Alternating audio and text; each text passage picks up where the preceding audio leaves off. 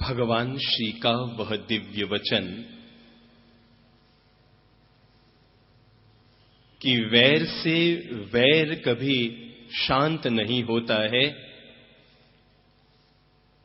ठीक वैसे ही कि जैसे खून से सना हुआ वस्त्र कभी खून से साफ नहीं होता और स्याही से सना हुआ वस्त्र कभी स्याही से साफ नहीं होता।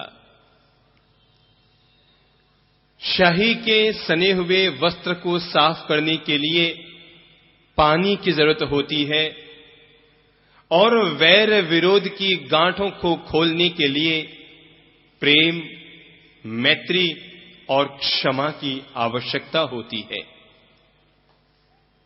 पर्युषण पर्व व्यक्ति के वर्ष भर में जो वैर विरोध के कारण उसकी आत्मा पर, उसकी भावना पर, उसके मन पर अगर किसी भी प्रकार का कोई दाग लग गया हो तो उस दाग को उतारने की व्यवस्था है।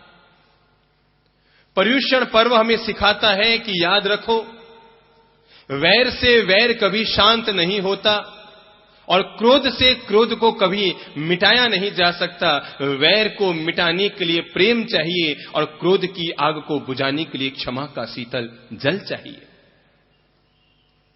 ये जो पर्युषण पर्व के 8 दिन हैं, ये हमारे जीवन के कायाकल्प के लिए वरदान बन जाने चाहिए।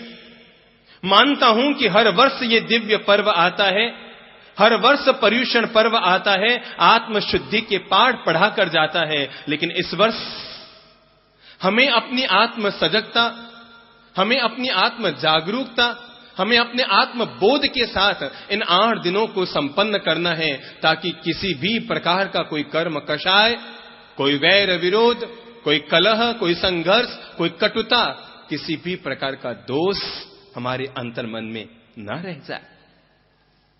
हम देख लें, हमारे द्वारा वर्ष भर में कहीं कोई किसी की प्रकार का दुराचार तो नहीं किया गया। हम आत्मनिरीक्षण कर लें, हमारे द्वारा वर्ष भर में कहीं किसी प्रकार के अहिंसा का उल्लंघन तो नहीं किया गया। हमने किसी के दिल को तो नहीं ठेस पहुंचाई। हम आत्मनिरीक्षण कर लें कि हमारे किसी व्यवहार से किसी की अंतरात्मा को चोट तो नहीं पहुंची। हम आत्मनिरीक्षण कर लें, हमारे किसी शब्द ने बाण बनकर किसी के दिल में चुभने का काम तो नहीं किया। आत्मनिरीक्षण कर, ज्ञात या अज्ञात अवस्था में हमारे द्वारा किसी भी प्रकार का कोई हिंसा का प्रकल्प हुआ हो, इन पर्युषण पर्व के दिनों में हम प्रायश्चित्त कर लें। अगर हम इन दिनों में किसी भी प्रकार के व्रत का हमने खंडन किया हो, सड़क पर चलते हुए अपनी आंखों को बिगाड़ा हो, धन को देखकर मन में पाप जगा हो, लोभ जगा हो, अथवा अन्य किसी भी प्रकार का दुष्कृत्य मन, वचन, काया के द्वारा हमारे द्वारा संपादित किया गया हो, तो आदमी को चाहिए कि वह उन सबका इन पर्युषण पर्व के 8 दिनों में आत्मावलोकन करते हुए प्रायश्चित्त कर ले। मेरे भाई, जीवन की सबसे बड़ी साधना होती है कि व्यक्ति अपने स्वभाव को निर्मल बना ले। मैं जानता हूं हर किसी व्यक्ति के लिए संभव नहीं है कि वो कपड़ों को बदलकर संत बन जाए। ये मनुष्य मात्र के लिए संभव नहीं होता है। कपड़ों को बदलकर संत बनना हमारे लिए संभव नहीं है, लेकिन स्वभाव को बदलकर संत बनना हमारे लिए संभव है। और ये पर्युषण पर्व व्यक्ति को संत बनाता है, व्यक्ति को साधक बनाता है, सच्चा संत बनाता है और व्यक्ति को प्रेरणा देता है कि तुम कपड़ों को बदलकर संत बनो या न बनो, पर मेरे साधक अपनी मनोदशा, अपनी भाव दशा और अपने स्वभाव को बदलकर संत जरूर बन जाओ। पर्युषण पर्व की हमें मूलभूत सिखावन यही है।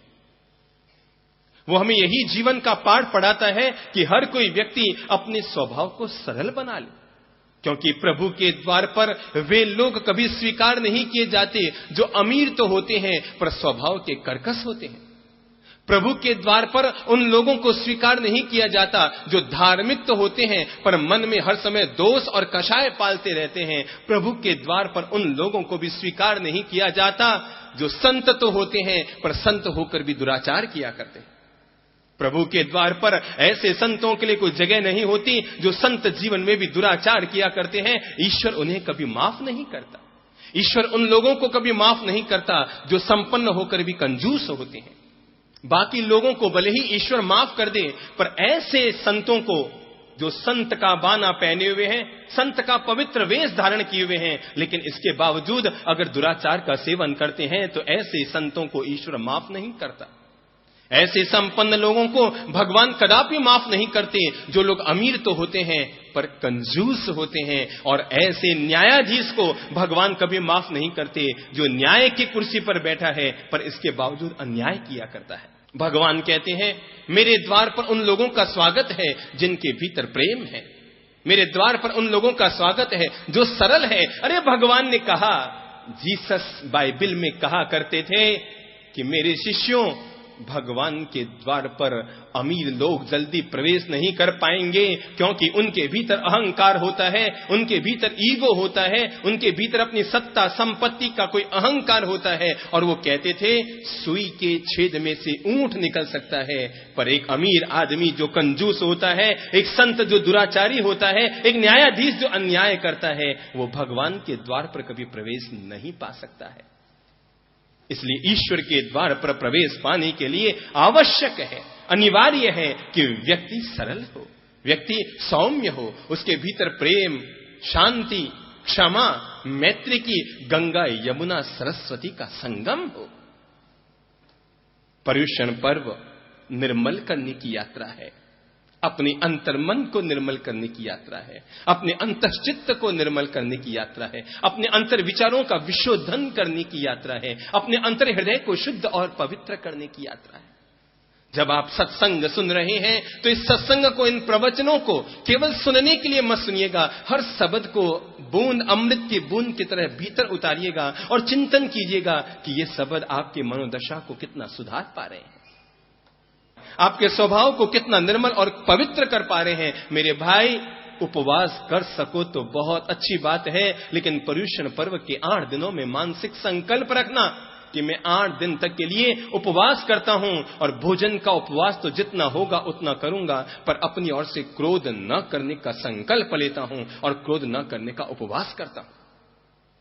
अगर आपको लगे आपका यह शरीर का बल नहीं है कि आप उपवास कर सके, आपको लगे कि आपकी आत्मा का बल नहीं है कि आप तेला कर सकें, कि अठाई कर सकें, तब भी आप ये मानसिक संकल्प लें, मैं अठाई करूंगा, भोजन का त्याग न कर पाऊं तो कोई बात नहीं, पर क्रोध का त्याग करने की अठाई करूंगा, और वही मेरे मुक्ति का निमित्त और साधन बन जाएगा।